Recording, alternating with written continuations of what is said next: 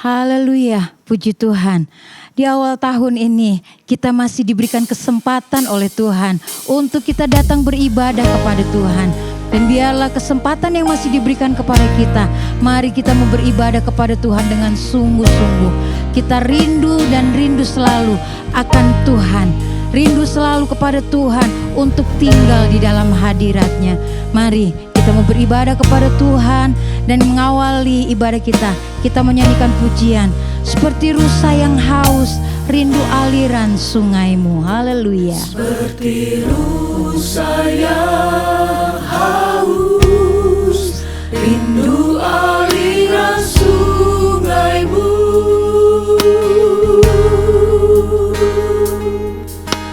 Hatiku tak tahan menunggumu.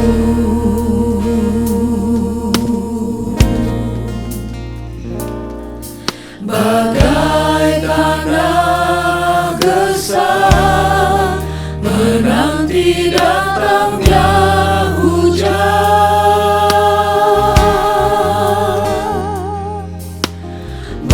begitupun jiwaku Tuhan.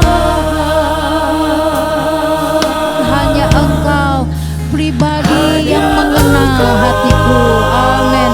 Haleluya. Pribadi yang mengenal hatiku, tiada yang tersembunyi bagimu.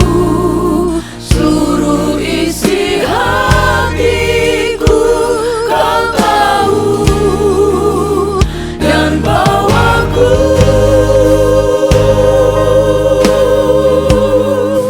untuk lebih dekat lagi padamu, tinggal dalam indahnya dekapan kasih-Mu.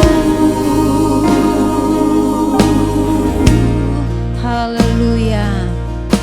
Seperti rusa yang haus, yang rindu aliran sungaimu, demikianlah jiwa kita rindu kepada Tuhan. Nikmati hadirat Tuhan dalam ibadah kita. Puji Aliran Tuhan. sungaimu. Haleluya, haleluya. Hatiku tak tahan menunggumu.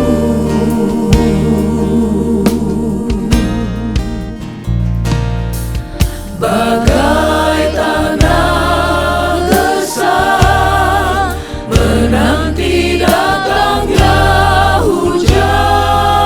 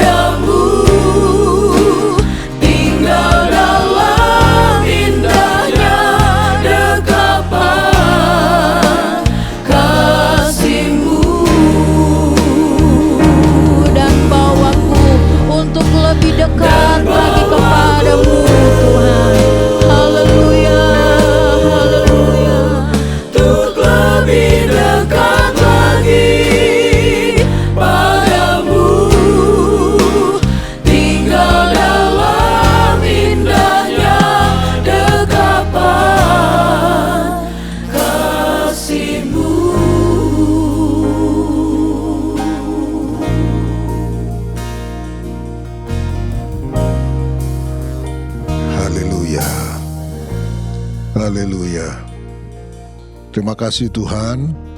Terima kasih kalau di awal tahun ini Tuhan, di minggu yang pertama kami datang kepada Tuhan. Kami beribadah kepada Tuhan. Semua karena anugerah Tuhan dalam kehidupan kami. Semua karena kasih karunia, pertolongan, karena kebaikan Tuhan dalam kehidupan kami. Sehingga memasuki tahun yang baru ini Tuhan, kami dengan penuh sukacita kami datang kepada Tuhan. Kami beribadah, kami memuji, menyembah Tuhan, dan juga kami dengar firman-Mu. Tuhan, kami tahu Engkau hadir di tengah-tengah kami saat ini. Walaupun kami berada mungkin di rumah kami masing-masing atau di tempat yang lain, tetapi nyata bahwa Engkau ada bersama dengan kami, dengan kekuatan kuasa Roh Kudus-Mu yang selalu ada dalam kehidupan kami. Terima kasih Tuhan Yesus, terima kasih untuk waktu yang baik ini dan waktu yang indah ini, untuk kami bersekutu bersama-sama. Urapi kami semua Tuhan dalam ibadah ini, sehingga kami memperoleh berkat dari ibadah ini Tuhan Yesus. Terima kasih Bapa di sorga, kami akan mulaikan ibadah ini di dalam berkat nama Tuhan Yesus Kristus. Haleluya. Amin. Haleluya. Mari kita bersukacita, tinggikan Dia. Kita muliakan nama Tuhan. Mari kita mau nyanyikan pujian. Firman-Mu Tuhan, pelita bagi kakiku, janji-Mu terang bagi jalan-jalanku. Kita nyanyikan pujian ini. Haleluya. Firman-Mu Tuhan, pelita bagi kakiku, janji-Mu terang bagi jalan-jalanku, kebenaran-Mu menuntunku setiap hari. Ku menantikan-Mu, beri kekuatan baru. Ku kan terbang tinggi di awan bersama-Mu dalam kemuliaan. Sebab firman-Mu teguh menopang, ku kan aman dalam-Mu Tuhan. Haleluya. Firman-Mu Tuhan, pelita bagi kakiku. Puji Tuhan. Kakiku, janji-Mu terang bagi jalan-jalanku, kebenaran-Mu menuntunku setiap hari. Ku menantikan-Mu, beri kekuatan baru. Ku kan terbang tinggi di awan bersama-Mu dalam kemuliaan. Sebab firman-Mu teguh menopang, ku kan aman dalam-Mu Tuhan. Haleluya. Biarlah kita tetap terus bersukacita, sebab firman-Nya yang akan terus menuntun perjalanan kehidupan kita. Haleluya. Puji Tuhan. Dalam kemuliaan, sebab firman-Mu teguh menopang, ku kan aman dalam-Mu Tuhan. Ku kan aman dalam-Mu Tuhan. Ku kan aman dalam-Mu Tuhan. Haleluya. Bila ku pandang ini dunia, bikin hatiku selalu gelisah. Haleluya. Tapi kita ingat cinta Tuhan, kita ingat firman Tuhan. Haleluya. Tapi ku ingat sabda Yesus, bikin hatiku selalu bersuka. Bila ku pandang ini dunia, bikin hatiku selalu gelisah. Tapi ku ingat sabda Yesus, bikin hatiku selalu bersuka. Bila ku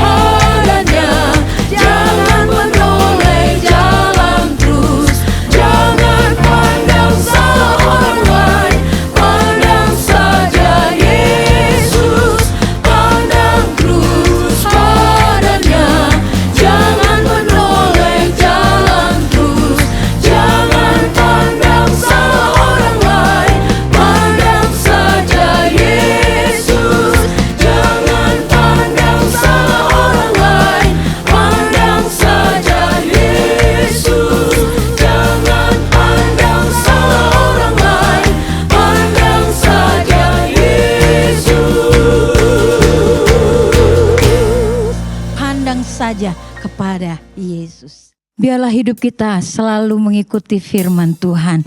Itu yang menjadi kerinduan kita ketika kita membaca firman Tuhan, ketika kita mendengar firman Tuhan. Nyanyikan pujian, ku mau hidup turut kehendak Tuhan. Haleluya. Kehendak Tuhan, ku mau memberi semua yang ku dapat berikan. Ku mau cinta yang lebih dari semua. Ku tak dapat membalas kasih-Nya. Haleluya. Ku mau hidup turut kehendak Tuhan. Ku mau memberi semua yang ku dapat berikan. Ku mau cinta yang lebih dari semua. Ku tak dapat membalas kasih-Nya. Ku mau hidup turut kehendak Tuhan. Biarlah ini menjadi kerinduan kita dan menjadi doa kita kepada Tuhan. Ketika kita mendengar, kita mau lakukan firman Tuhan. Haleluya. Semua yang ku dapat berikan. Ku mau cinta yang lebih dari semua. Ku tak dapat membalas kasih-Nya. Ku mau cinta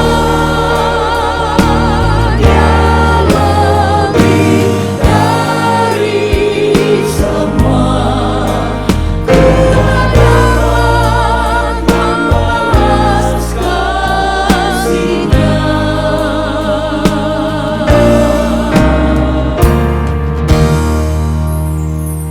Haleluya. Saatnya kita mau mendengar lagi kebenaran firman Tuhan. Dari kebenaran firman Tuhan itulah kita diajar, kita dididik untuk kita dapat melakukan firman Tuhan. Dan kiranya Roh Kudus yang akan memampukan kita untuk kita mengerti kebenaran firman Tuhan. Mari kita mau nyanyikan pujian. Firman-Mu berkata, Kau besertaku. Haleluya. Firman-Mu berkata, Kau besertaku, maka kuat roh dan jiwaku. Tangan-Mu Tuhan selalu ku nantikan, di setiap langkah ku percaya. Firman-Mu berkata, Kau besertaku, maka kuat roh dan jiwaku. Tangan-Mu Tuhan selalu ku nantikan, di setiap langkah ku percaya. Dengan sayap-Mu ku akan terbang tinggi, di tengah badai hidup ku tak menyerah. Kau kekuatan dan perlindungan bagiku, pertolonganku di tempat maha tinggi. Ku mengangkat tanganku, aku berserah. Kau ku nantikan, Kau yang ku sembah, Yesusku, Rajaku. Haleluya. Nyanyikan pujian ini lagi. Firman berkata, Kau besertaku, maka kuat roh dan jiwaku. Haleluya. Firman-Mu berkata, Kau besertaku, maka kuat roh dan jiwaku. Tangan-Mu Tuhan selalu ku nantikan, di setiap langkahku percaya, dengan sayap-Mu ku akan terbang tinggi di tengah badai hidup. Ku tak menyerah, Kau kekuatan dan perlindungan bagiku, pertolonganku di tempat maha tinggi. Ku mengangkat tanganku, aku berserah, Kau ku nantikan, Kau yang ku sembah, Yesusku, Rajaku. Dengan sayap-Mu ku akan terbang tinggi di tengah badai hidup. Ku tak menyerah, Kau kekuatan dan perlindungan bagiku, pertolongan-Mu di tempat maha tinggi. Ku mengangkat tanganku, aku berserah, Kau ku nantikan, Kau yang ku sembah, Yesusku, Rajaku.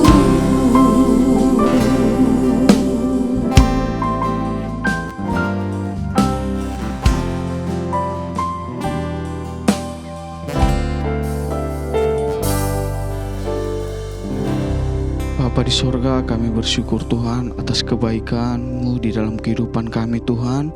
Di mana kami ada sebagaimana kami ada Tuhan, berkat cinta kasih yang daripada-Mu Tuhan. Kami telah memuji memuliakan nama-Mu ya Tuhan. Biar setiap pujian penyembahan kami Tuhan boleh naik di hadapan Engkau ya Tuhan. Saat ini Tuhan kami akan menerima kebenaran firman-Mu Tuhan. Biarlah Engkau urapi kami Tuhan, setiap kami mendengar Tuhan, Engkau urapi Tuhan. Biarlah apa yang kami dengar Tuhan boleh kami lakukan seturut dengan firman-Mu ya Tuhan. Engkau lihat juga Tuhan hamba-Mu yang telah Engkau persiapkan Tuhan. Engkau urapi dia dengan kuasa firman-Mu Tuhan. Sehingga apa yang dia katakan Tuhan berasal dari hati-Mu Tuhan untuk kami para pendengar yang ada Tuhan. Biarlah Tuhan memberikan kekuatan, kesanggupan kepada dia Tuhan. Biarlah Tuhan hanya salib-Mu Tuhan, hanya kemuliaan-Mu yang nampak Tuhan. Kami sambut kebenaran firman-Mu Tuhan, hanya di dalam nama Tuhan Yesus Kristus. Haleluya. Amin.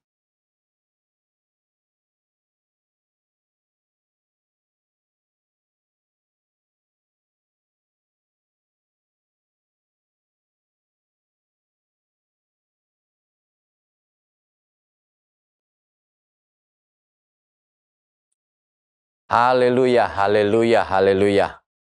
Puji Tuhan, selamat hari Minggu Bapak Ibu, Saudara-saudari, jemaat Tuhan yang ada. Kita kembali bertemu dalam ibadah online pada hari Minggu yang berbahagia ini. Dan saya menyapa dan berdoa berharap keadaan Bapak Ibu, Saudara-saudari yang mengikuti ibadah online ini ada dalam keadaan yang baik dan dalam keberkatan yang daripada Tuhan. Puji Tuhan, hari ini kita akan mendengarkan firman Tuhan dengan tema pelaku firman. Tema pelaku firman. Kita akan membaca ayat pertama dalam pemberitaan firman hari ini di dalam surat Yakobus pasalnya yang pertama ayat yang ke-22. Yakobus 1 ayat 22. Saya akan bacakan untuk kita semua Yakobus 1 ayat 22.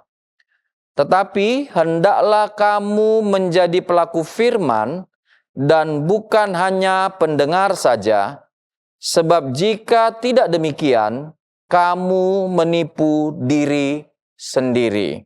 Puji Tuhan, ada satu nasihat yang indah dari Rasul Yakobus, pemimpin gereja Yerusalem pada saat itu, di mana dia memberikan nasihat kepada orang-orang Kristen Yahudi, orang Yahudi yang kemudian telah menjadi percaya dan menerima Yesus, yang pada saat itu kemudian tersebar atau kemudian mereka merantau ke daerah luar Israel karena berbagai alasan, dan salah satunya adalah penganiayaan yang terjadi terhadap jemaat Tuhan pada waktu itu dimulai dari kota Yerusalem. Yakobus kemudian memberikan nasihat kepada orang-orang Kristen Yahudi yang tentu kita ketahui sudah akrab dengan firman Tuhan, sudah akrab dengan Taurat. Kita ketahui Bapak Ibu Saudara-saudari, dari masa dini, dari usia dini, orang-orang Yahudi diajar untuk membaca, menghafal, dan membicarakan, mendiskusikan Taurat. Sehingga ketika mereka menjadi dewasa, maka firman atau Taurat Tuhan itu menjadi sesuatu yang akrab bagi mereka. Mereka tahu itu, mereka kenal itu, mereka hafal itu, bahkan tidak jarang dari mereka yang kemudian senang mengutip firman Tuhan. Mereka jadikan kemudian ya sebagai tulisan yang mereka pegang. Mereka kemudian ada yang kemudian menulis kembali firman Tuhan itu. Jadi seperti ayat Alkitab, peraturan-peraturan Taurat itu ditulis oleh mereka. Karena dengan menulis, mereka juga bisa menghafal, menguasai, ya kemudian mereka bisa menaruh di pikiran mereka dan menjadi sesuatu yang mempengaruhi hidup mereka. Terlebih lagi ketika bangsa Yahudi, Kristen Yahudi ini kemudian ya terdiaspora, tersebar ke daerah-daerah di luar geografis Israel atau Yahudi, maka mereka kemudian ya memiliki keinginan yang lebih kuat lagi untuk mendiskusikan, untuk kemudian membicarakan, untuk kemudian mengkaji firman Tuhan itu. Karena kita ketahui ya mereka kan ada dalam perantauan. Sehingga mereka pasti mempunyai semangat untuk mempertahankan iman percaya mereka, mempertahankan firman Tuhan yang mereka punyai itu, dengan mereka kemudian mengambil waktu membicarakan firman itu, mendiskusikan, mengkaji firman Tuhan itu, sehingga mereka mempunyai waktu-waktu yang tetap di dalam membicarakan, di dalam mengkaji firman Tuhan itu. Dan kalau begitu kita bisa menyimpulkan Bapak Ibu Saudara-saudari bahwa penerima surat Yakobus ini adalah orang-orang Yahudi, orang-orang Kristen Yahudi yang memang sudah mengenal, cukup akrab dengan Alkitab ini, cukup akrab khususnya dengan Taurat. Cukup akrab dengan Perjanjian Lama, cukup akrab juga ya tentu dengan ajaran-ajaran dari Tuhan Yesus. Mereka banyak membicarakan, banyak kemudian menghafalkan, banyak kemudian mengetahui firman Tuhan ini. Tetapi Rasul Yakobus kemudian mengingatkan kepada mereka, menasehatkan kepada mereka bahwa jangan hanya mendengar firman. Baik sekali ketika kita banyak mendengar firman, baik sekali kalau kita banyak mengutip firman, baik sekali kalau kita banyak mempelajari firman, kita punya waktu khusus untuk mendengar firman, membaca firman, mempelajari firman, bahkan mungkin kita mempunyai komunitas untuk mendiskusikan firman, mempelajari firman. Tetapi kalau hanya sampai di tahap seperti itu, maka itu belum sesuai dengan kehendak Tuhan. Seharusnya kita yang mendengar firman, kita yang mempelajari firman, kita yang mengkaji firman, kita yang kemudian membicarakan firman, kita yang kemudian mendiskusikan firman dalam forum-forum kita, maka kita haruslah melakukan firman. Itulah yang kemudian menjadi nasihat dari Rasul Yakobus ini. Dia berkata, jangan kita menjadi hanya pendengar saja, tetapi marilah kita menjadi pelaku firman. Inilah yang dilihat oleh Rasul Yakobus ini, Bapak Ibu Saudara-saudari, ketika kemudian dia memberi nasihat kepada orang-orang Kristen Yahudi yang pada saat itu memang secara geografis itu di luar daerah pelayanannya, tetapi untuk menjangkau mereka, maka Rasul Yakobus ini mengirimkan suratnya ini melewati daerah geografis Israel, di mana pada saat itu dia sebagai pemimpin rohani di gereja Yerusalem. Jadi kemudian dia menyampaikan bahwa dia tahu keadaan jemaat Kristen Yahudi, mereka mengenal firman, menghafal firman, senang membicarakan firman, senang kemudian mengkaji firman dalam forum-forum mereka, tetapi jangan hanya berhenti pada hal-hal tersebut. Tetapi hendaknya mereka kemudian menjadi pelaku firman. Jadi Yakobus seperti tidak mendapat laporan ataupun melihat bahwa hidup orang-orang Kristen Yahudi ini mencerminkan firman yang mereka dengar. Jadi dia seperti tidak mendengar dan melihat bahwa hidup orang-orang Kristen Yahudi ini itu sesuai dengan Alkitab yang mereka senang dengarkan itu, senang kaji itu, senang bicarakan itu. Jadi dia melihat kehidupan yang berbeda dari apa yang harusnya mereka jalani dengan apa yang sedang mereka jalani pada saat itu. Inilah yang membuat Rasul Yakobus ini kemudian memberikan surat ini. Salah satu tujuannya adalah menasehati jemaat Kristen Yahudi supaya mereka jangan hanya mengetahui firman secara keturunan, secara kultur, mereka sangat akrab dengan firman Tuhan, mereka sangat punya pengetahuan yang mumpuni tentang firman ini, tapi ketika itu kemudian diwujudkan dalam perbuatan, di situ ada seperti jaraknya, di situ ada seperti ketidakharmonisannya. Jadi seperti dia harusnya melangkah dari pendengarannya, pembelajarannya terhadap firman, diskusi forum-forum diskusi terhadap firman, forum-forum kalau kita bandingkan dengan kita forum-forum pendalaman Alkitab, pembelajaran Alkitab, itu harusnya disempurnakan begitu, dituntaskan dengan melakukan firman, dengan kehidupan yang sesuai firman itu. Tetapi ternyata pada tahap akhir dan tahap yang paling menentukan, mereka tidak lakukan.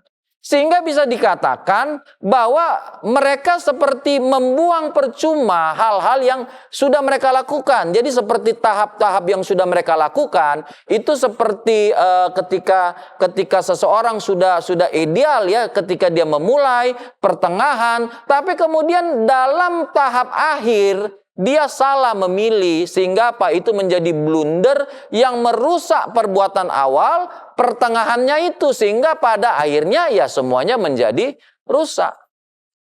Dan ternyata keadaan jemaat Kristen Yahudi ini itu mewakili beberapa keadaan yang pada saat itu kurang lebih keadaannya memiliki kesamaan.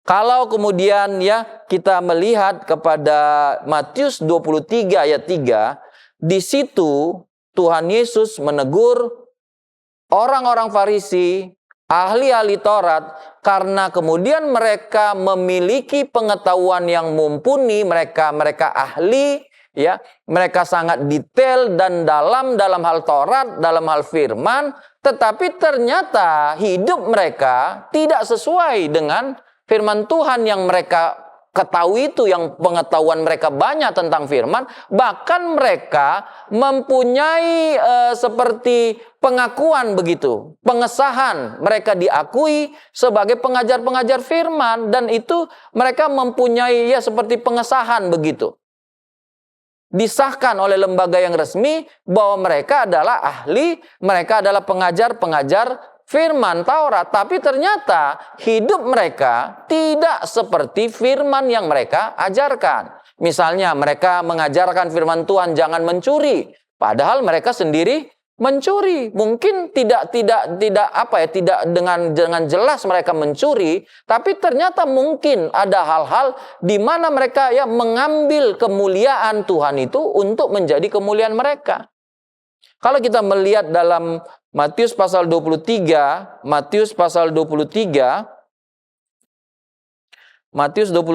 ayat yang ketiga, ada nasihat firman Tuhan di Matius 23 ayat 3, sebab itu turutilah dan lakukanlah segala sesuatu yang mereka ajarkan kepadamu, tetapi janganlah kamu turuti perbuatan-perbuatan mereka, karena mereka mengajarkan tetapi tidak melakukannya. Kita melihat hal yang mirip ya dengan orang-orang Kristen Yahudi. Mereka mempunyai pengetahuan ya, budaya, kultur ya, budaya bahwa Taurat itu dari hafalan ya, dari kecil usia dini mereka sudah suka membaca ya, menghafal firman Tuhan. Itu sangat baik kalau sekarang kita mempunyai sistem pendidikan bahwa anak-anak kita kemudian kita budayakan mereka untuk membaca Alkitab ini, misalnya ya 1 pasal sehari. Dan bukan hanya dibaca, kemudian mereka coba mengkaji, mereka coba kemudian menyusun ulang dengan kata-kata mereka, menemukan pesan-pesan dalam Alkitab ini dan kemudian menghafalkannya. Bukankah itu sesuatu yang sangat baik? Bukankah ya sistem pendidikan rohani yang Bapak Ibu Saudara-saudari dan saya harus kembangkan dalam pribadi maupun rumah tangga kita, itu baik untuk kita tiru seperti itu. Tetapi tidak cukup firman Tuhan ini hanya menjadi pengetahuan. Tidak cukup firman Tuhan ini hanya menjadi forum diskusi. Tidak cukup firman Tuhan ini hanya menjadi sesuatu yang senang kita dengarkan. Karena apa? Memang harus kita akui, karena mengandung berita yang baik. Tidak ada berita baik sebaik firman Tuhan. Di tengah persoalan kita, di tengah keputusasaan kita, bahkan di tengah kehancuran kita. Berita baik mana lagi yang menjanjikan bahwa ada pemulihan, bahwa masih ada harapan. Bahwa ya di tengah hancur sehancur-hancurnya, ya berita mana yang menyatakan masih bisa dipulihkan? Di tengah sakit penyakit yang begitu parah, siapa lagi yang bisa menjanjikan bahwa ada kesembuhan selain berita firman? Di tengah persoalan yang ruwet begitu ya, kusut kayak benang yang kita nggak tahu mana ujungnya ya. Tetapi ketika kita dengar firman, ada seperti harapan bahwa kita bisa ditolong. Berita mana lagi? Siapa lagi yang bisa sampaikan berita seperti itu? Sehingga ketika kita mendengar firman Tuhan ini kita senang memang. Tetapi kadang-kadang kita hanya sampai di senang. Kadang-kadang ya kita sampai ya ketika kita dengar firman Tuhan itu menjanjikan lah ya. Tapi ketika kemudian itu berlanjut untuk kita imani, di situ menjadi goyang. Kita melihat keadaan kita, mana mungkin. Kita melihat ke firman Tuhan, ada harapan. Ketika berjalan akhirnya ya kita pilih nggak percaya juga. Kenapa? Ya begitu kuat ini kedagingan kita, pribadi kita ini, pendapat kita ini. Sama ketika kemudian kita diminta percaya, ya ini nggak usah sampai kita membicarakan soal moralitas ya. Iman aja dulu ya, mengenai iman. Kita diminta percaya padahal ya waktunya ya hampir tinggal sehari ini lagi. Bagaimana? Orang semua sudah bilang tidak mungkin. Tapi kita diminta percaya pada firman. Diminta untuk berdiam. Sedangkan kita bekerja saja kita nggak bisa tolong, apalagi berdiam. Jadi ketika kita mendengar, mengetahui, mengkaji, mendiskusikan, tapi pada akhirnya yang menentukan adalah apakah kita melakukan atau tidak. Jadi kalau kita lihat ahli-ahli Taurat, orang-orang Farisi, ya bisa jadi pengetahuan mereka terhadap firman ini jauh lebih baik dari kita. Jauh lebih baik dari saya. Penguasaan mereka terhadap ayat-ayat Alkitab, kata-kata, letaknya, ya latar belakangnya, tujuan penulisannya, pesan-pesannya, lalu bagaimana ya tinjauan teologis, ya ilmiah pada waktu itu. Mungkin mereka mempunyai hal yang jauh di atas kita. Tetapi pada pelaksanaannya, di situ kegagalan mereka. Dan inilah yang dilihat oleh Rasul Yakobus ini, sehingga dia memberi masukan sebagai pemimpin rohani, khususnya gereja-gereja Yahudi pada saat itu, pemimpin Yerusalem pada saat itu. Walaupun secara geografis, 12 suku ini, ya jemaat yang kepada mereka ditujukan surat Yakobus ini sudah terletak di luar daerah geografis Israel, tetapi dia coba melayani mereka, coba memberi masukan kepada mereka lewat suratnya ini. Jadi keadaan ini ternyata masih kita temukan. Bahkan kalau kita maju lagi, ada catatan dari Rasul Paulus kepada Timotius dalam 2 Timotius pasal yang ketiga, 2 Timotius 3 ayat yang ke-7 dikatakan begini Bapak Ibu Saudara-saudari, yang walaupun selalu ingin diajar, namun tidak pernah dapat mengenal kebenaran. Jadi dia punya keinginan, jadi kayak dia rindu mengikuti pendalaman Alkitab, rindu untuk mendengarkan khotbah. Ya, mungkin dia sudah tunggu-tunggu ya siaran setiap pagi tentang firman Tuhan, lalu kemudian wadah yang ada yang disiarkan, lalu based-on yang ada yang kemudian bisa diikuti secara online, atau mungkin dia mendatangi secara langsung. Mungkin di hari Minggu juga ya dia masih mendengar firman Tuhan, bukan hanya di ibadah onsite ya, kemudian melihat juga dari online ya, dia bisa mendengar pendeta lain berkhotbah ya, tempat lain menyampaikan firman Tuhan, itu baik sekali. Tetapi kita lihat keadaan jemaat atau keadaan manusia di akhir zaman yang kemudian dituliskan oleh Rasul Paulus untuk menjadi bahan pertimbangan daripada Timotius pada saat itu adalah senang mendengarkan firman, suka diajari firman, bahkan senang mengumpulkan guru-guru, pengajar-pengajar yang memiliki seperti pengakuan bahwa mereka sudah teruji, sudah terlatih, ya, sudah mempunyai ya kemahiran dalam hal mengajarkan firman, itu tidak salah. Tetapi yang salah adalah mereka tidak pernah mengenal kebenaran itu. Mereka nggak sampai di melakukan kebenaran itu. Mereka tidak sampai di menghidupi kebenaran itu. Jadi kita jangan senang dulu kalau ada kajian gitu, forum, diskusi, kemudian kutipan ayat Alkitab, bahkan ada usaha untuk menyalin Alkitab itu supaya dia ketahui, dia bisa hafalkan, dia bisa pegang. Karena kalau tidak kemudian diakhiri atau disempurnakan dengan melakukan firman, maka itu menjadi sesuatu yang sia-sia.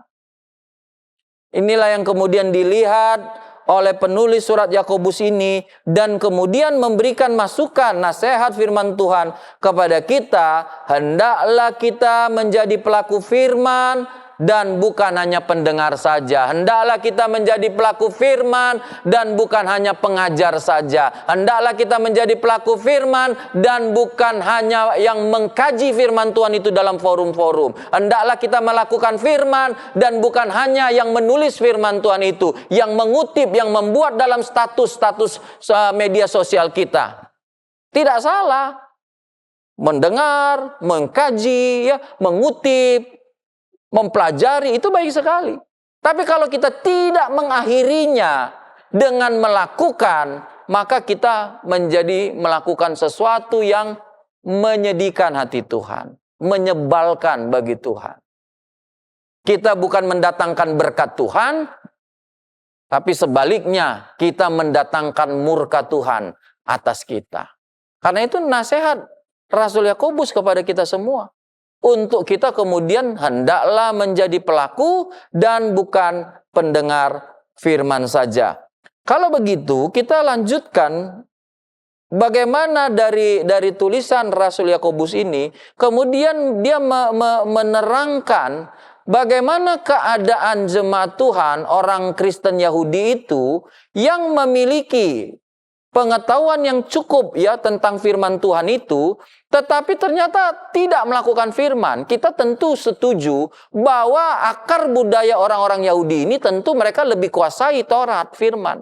Dan mereka lebih mempunyai budaya adat di mana kebiasaan begitu ya, untuk mereka menghafalkan ya dan menguasai firman Tuhan itu. Sehingga tadi saya singgung Bapak Ibu Saudara-saudari ya, tidak salah untuk kita kemudian mengajarkan dalam rumah kita, bahkan diri kita, untuk membiasakan diri membaca Alkitab dan menghafalkan Alkitab itu.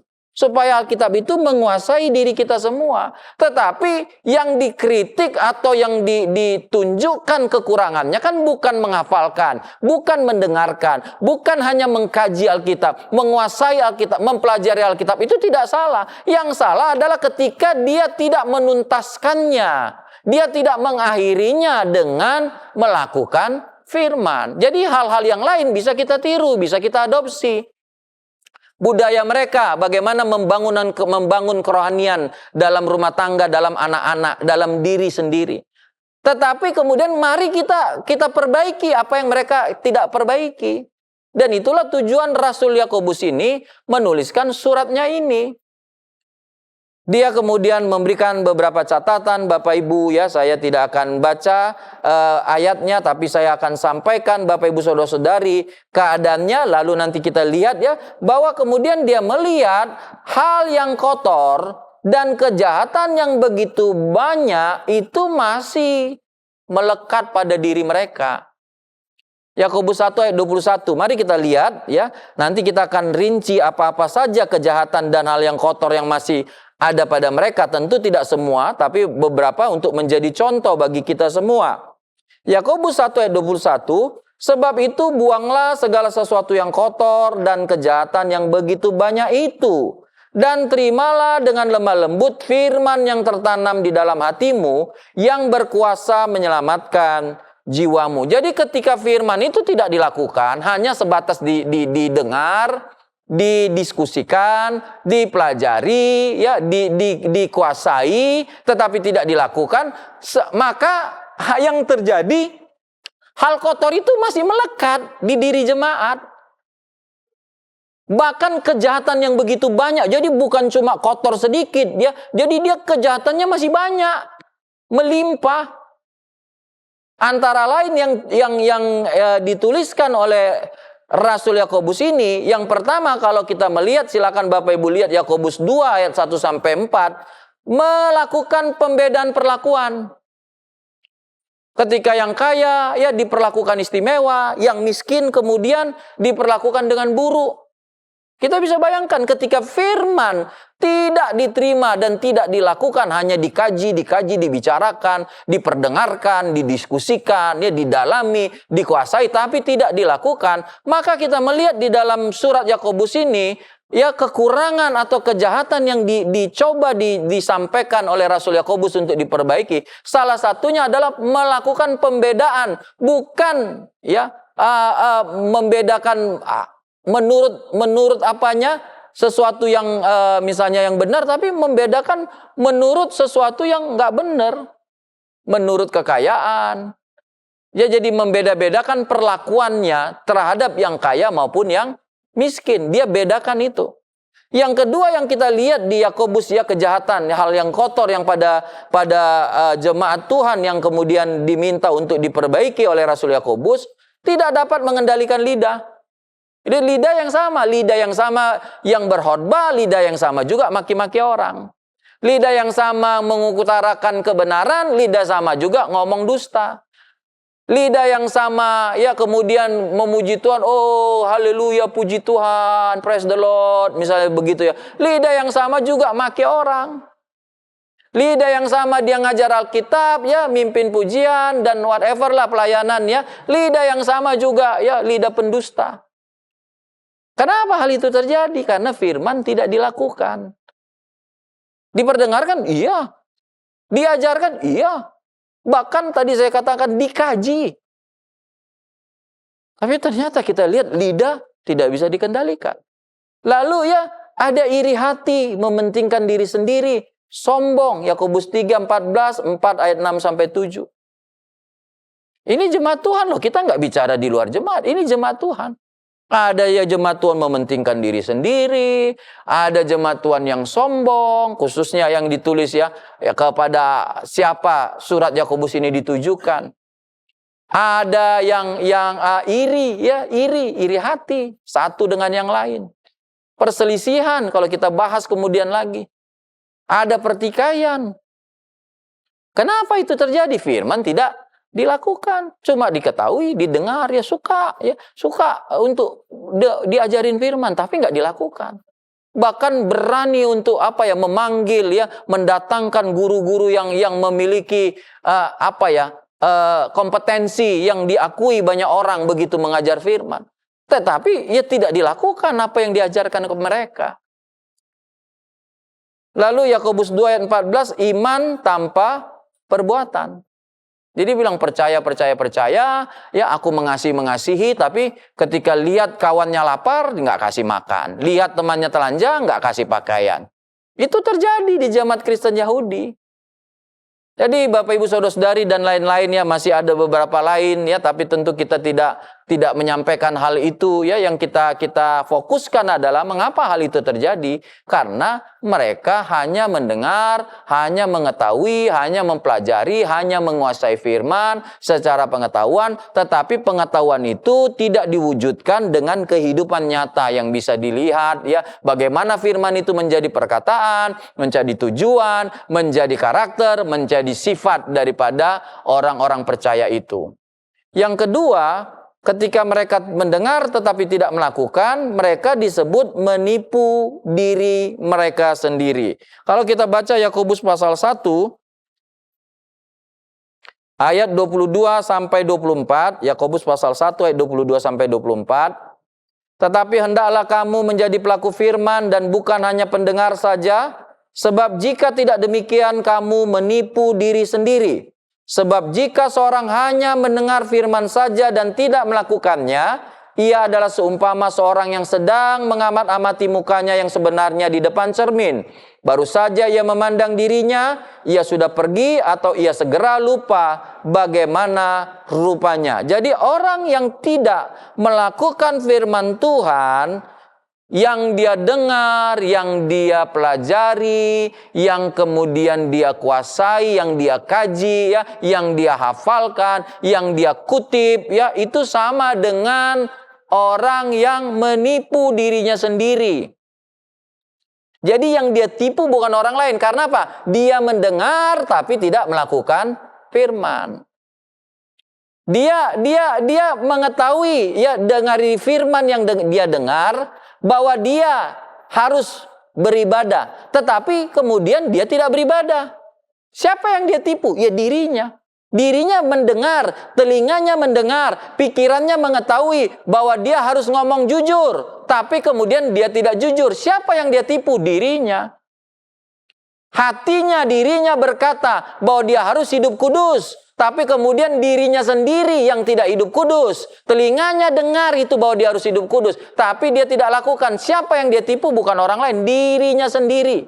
Kejahatan yang begitu besar. Ketika kita melakukan kejahatan ya pada diri kita sendiri. Kalau diri kita saja kita tipu, bagaimana lagi orang lain? Jadi kita tahu bahwa ketika kita mendengar firman Tuhan, ketika kita mengkaji firman Tuhan, ketika kita menulis firman Tuhan, ketika kita mengutip firman Tuhan, maka kita tahu bahwa kita harus melakukan. Jadi dengan urapan firman itu diberitahukan, itu firman Tuhan, bukan pendapat manusia. Kita tahu, kita dengar, oh saya harus lakukan ini. Tapi ternyata kita merasa kita tetap rohani, sekalipun kita tidak lakukan.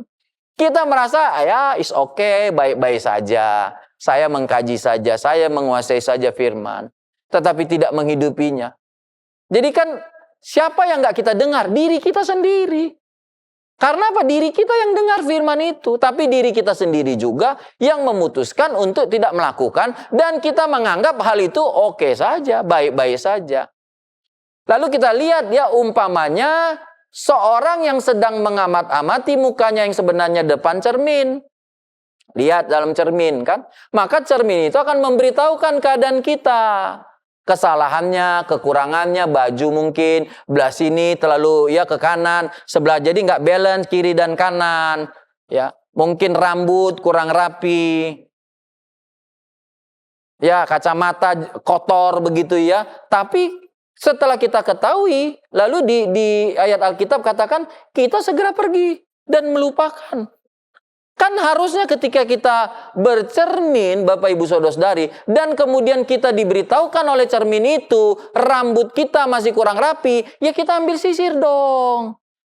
Ya kita nyisir lagi dong.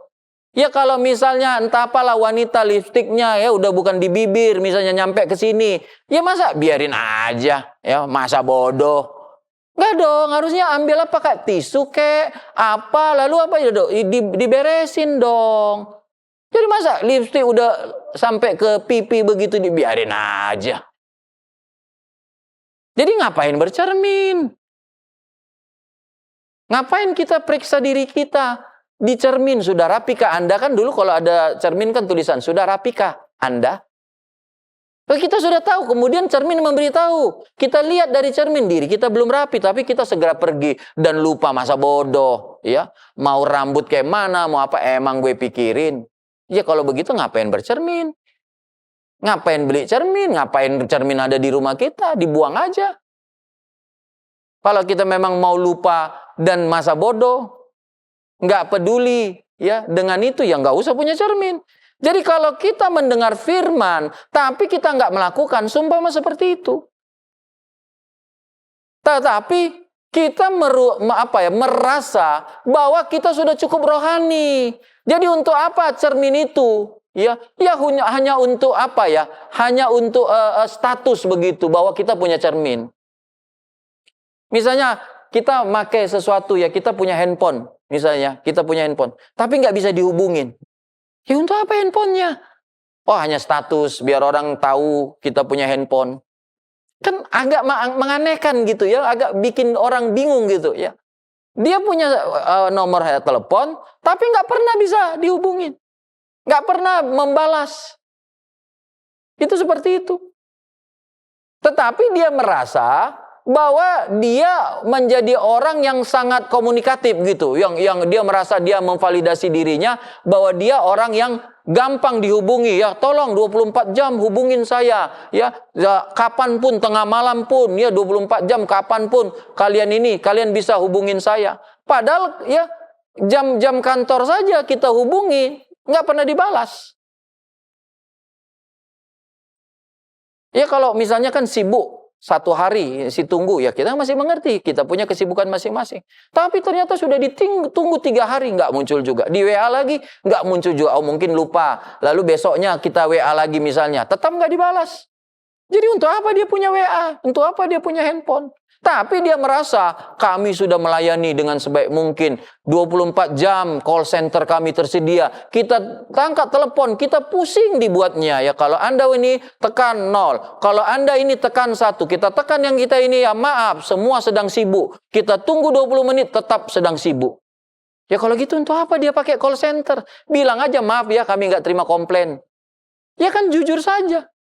Tapi dia merasa kami menyediakan bebas pulsa, bebas ini katanya. Tapi ternyata nggak berguna. Jadi rekan-rekan, Bapak Ibu Saudara-saudari, ya, ketika kita mendengar firman Tuhan dan kita tidak melakukan itu sama seperti kita menipu diri kita sendiri. Ya, bagaimana firman Tuhan itu tidak menjadi ya sesuatu bagaimana harusnya kita melakukan. Tetapi ya, jika kita mendengar firman Tuhan dan melakukannya, maka segala yang kotor itu, kejahatan itu akan terbuang dari kita.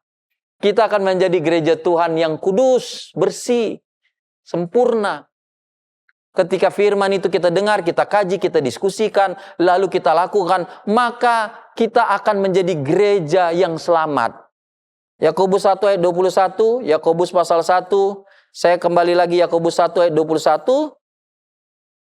Dikatakan begini, Yakobus 1 ayat 21, sebab itu buanglah segala sesuatu yang kotor dan kejahatan yang begitu banyak itu, dan terimalah dengan lemah lembut firman yang tertanam di dalam hatimu, yang berkuasa menyelamatkan jiwamu. Jadi keselamatan kita itu akan sifatnya berkelanjutan dan sifatnya semakin bertambah.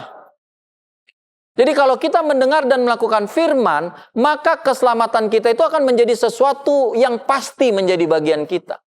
Dan keselamatan di sini bukan hanya bicara soal hidup yang kekal, sorga, tapi bicara dalam keselamatan kita terhindar dari bahaya-bahaya yang lain.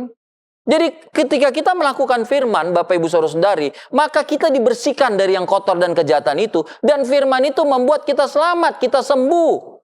Kita lolos dari bahaya, kita lolos dari kesukaran. Kita bisa menghadapi tantangan. Keselamatan yang penuh itu, yang sempurna itu. Jadi bukan hanya bicara soal kita masuk surga, itu pasti. Tapi di dunia ini juga bukan banyak tantangan, banyak persoalan. Banyak jebakan-jebakan. Kalau kita mendengar dan melakukan firman, kita selamat dari segala aspek. Selamat ini adalah selamat yang sempurna, yang penuh. Bukan, kita masuk surga, tapi ya di dalam dunia ini ya kita terjebak. Bukan. Ketika kita melakukan firman, ya kita firman itu akan menyelamatkan jiwamu, kata Rasul Yakobus. Jadi kita terhindar dari malapetaka, terhindar ya dari tantangan, dari jebakan. Tetapi juga kita menerima keselamatan yang kekal itu. Yang berikutnya, yang kedua ya, saya akhiri dengan ini. Ketika kita melakukan firman Yakobus pasal 1 ayat yang ke-25, di situ dikatakan Yakobus 1 ayat 25, tetapi barang siapa meneliti hukum yang sempurna, yaitu hukum yang memerdekakan orang, dan ia bertekun di dalamnya, jadi bukan hanya mendengar untuk melupakannya, tetapi sungguh-sungguh melakukannya, ia akan berbahagia oleh perbuatannya. Haleluya. Jadi perbuatan yang membuat kita bahagia bukan hanya mendengar firman. Jangan kita katakan, kenapa saya mendengar firman saya nggak bahagia? Karena nggak dilakukan. Kenapa saya menguasai firman? Saya mempelajari firman. Saya mengkaji, mendiskusikan firman dalam forum-forum gereja. Tapi saya nggak berbahagia. Kenapa? Karena cuma didiskusikan, cuma dipelajari. Tapi tidak dihidupi, tidak hidupnya mencerminkan firman. Tapi kalau kehidupan kita mencerminkan firman, maka hal itu akan mendatangkan kebahagiaan bagi kita semua. Puji Tuhan, saya akhiri dengan Lukas 11 ayat 28. Perkataan Tuhan Yesus, tetapi Tuhan Yesus berkata, yang berbahagia ialah mereka yang mendengarkan firman Allah dan yang memeliharanya. Yesus sendiri mengatakan kepada kita, yang berbahagia adalah kita yang mendengarkan dan juga kemudian melakukan firman Tuhan yang kita dengar. Kita yang menuliskan, mengutipkan firman Tuhan ini, mempelajari, mendiskusikan, dan juga menghidupi firman Tuhan yang kita pelajari, kita kutip, dan kita diskusikan itu. Kiranya Tuhan memberkati kita semua. Haleluya. Puji Tuhan. Kita akan menyembah Tuhan, berdoa, dan kita menyanyikan lagu Bagaikan Bejana Siap Dibentuk. Haleluya. Siapkan hati kita. Mari kita menyanyi. Mari kita berdoa, menyembah, memuliakan Tuhan. Haleluya.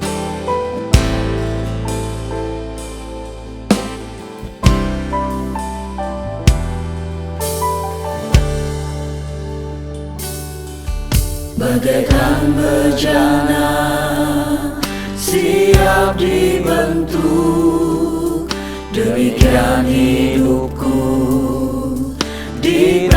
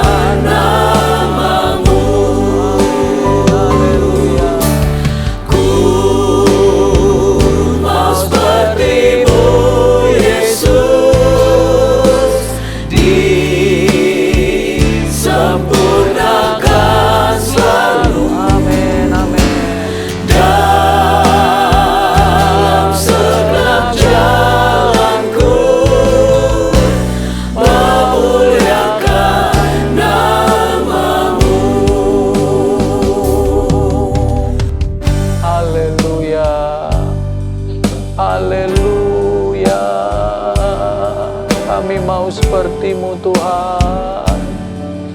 Kami mau menghidupi firman-Mu. Haleluya. Terima kasih untuk firman-Mu. Terima kasih untuk berita dari sorga. Terima kasih untuk karakter sifat-sifat yang Kau ajarkan dalam firman-Mu. Begitu luhur, begitu mulia, begitu baik Tuhan.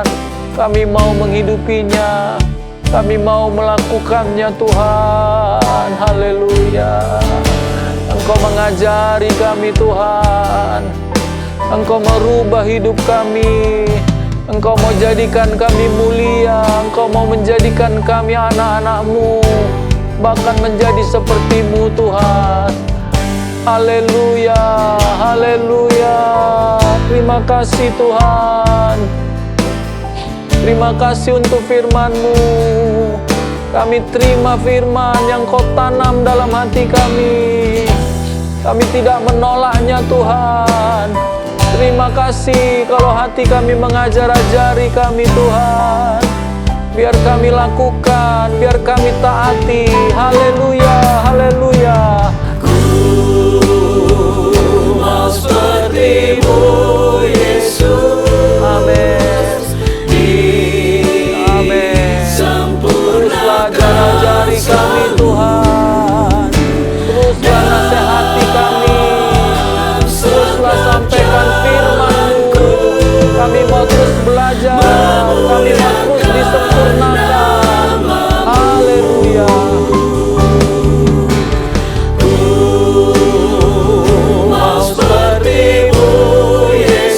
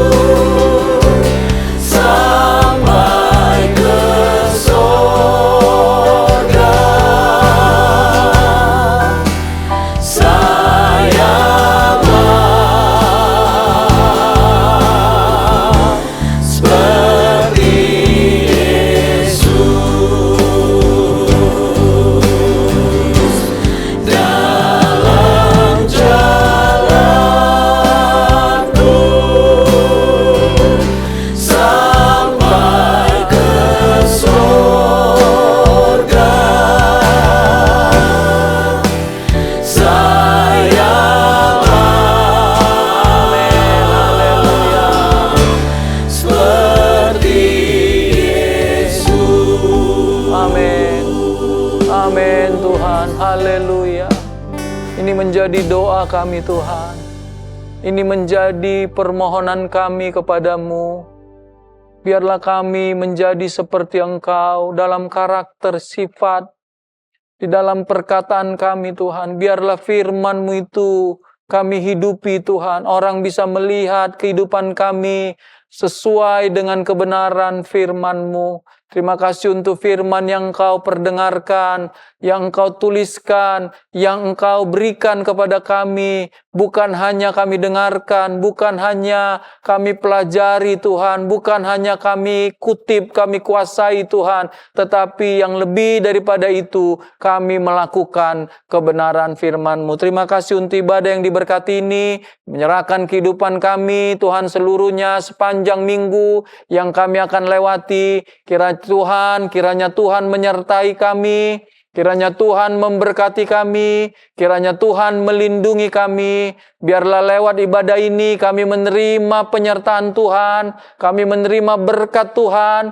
kami menerima perlindungan yang daripada Tuhan, memberkati setiap rumah tangga, memberkati setiap pribadi, memberkati setiap laki-laki, memberkati setiap perempuan dengan segala berkat yang daripada Tuhan, memberkati Tuhan Yesus pemuda-pemudimu, memberkati anak-anakmu dengan segala berkat yang daripada Tuhan. Kami menyerahkan ke dalam tangan Tuhan setiap usaha, pekerjaan daripada umat-Mu. Tuhan memberkati, Tuhan yang memberi setiap pekerjaan dan usaha tersebut. Kiranya Tuhan juga melindungi, kiranya Tuhan juga memberkati, sehingga hasil yang kami dapatkan memuaskan kami, mencukupkan setiap kebutuhan kami, dan kami bisa melihat bagaimana campur tangan dan berkat-berkat Tuhan atas setiap usaha, pekerjaan umat-Mu. Berkati pendidikan umat-Mu dengan segala berkat Tuhan, menghadapi Tuhan ujian, menghadapi keseharian. Kiranya Engkau mampukan, Engkau berikan hikmat bijaksana, Engkau berikan kesadaran untuk kami rajin, untuk kami bertanggung jawab dalam pendidikan kami masing-masing. Diberkati anak-anak kami dalam masa pertumbuhan mereka, berikan pertumbuhan yang terbaik, tubuh yang sehat, dengan segala kejeniusan yang Tuhan berikan kepada setiap anak-anak kami. Kami serahkan kehidupan kami sepanjang minggu ini, dan kami percaya Tuhan menyertai, Tuhan memberkati, melindungi setiap kami. Dan akhirnya Bapak Ibu Saudara-saudari, tadakanlah tanganmu dengan imanmu. Terimalah berkat Tuhan atas setiap kita. Terimalah berkat-berkat yang berasal daripada Allah Bapa, cinta kasih daripada Allah Anak, persekutuan yang daripada Allah Roh Kudus, kiranya datang dan menyertai kita mulai sekarang, bahkan sampai Maranatha. Tuhan Yesus datang kembali menjemput kita semua. Berkat-berkat ini kita terima di dalam nama Tuhan Yesus Kristus. Dan semua kita yang percaya, sama-sama kita berkata, amin. Tuhan Yesus memberkati kita. Haleluya.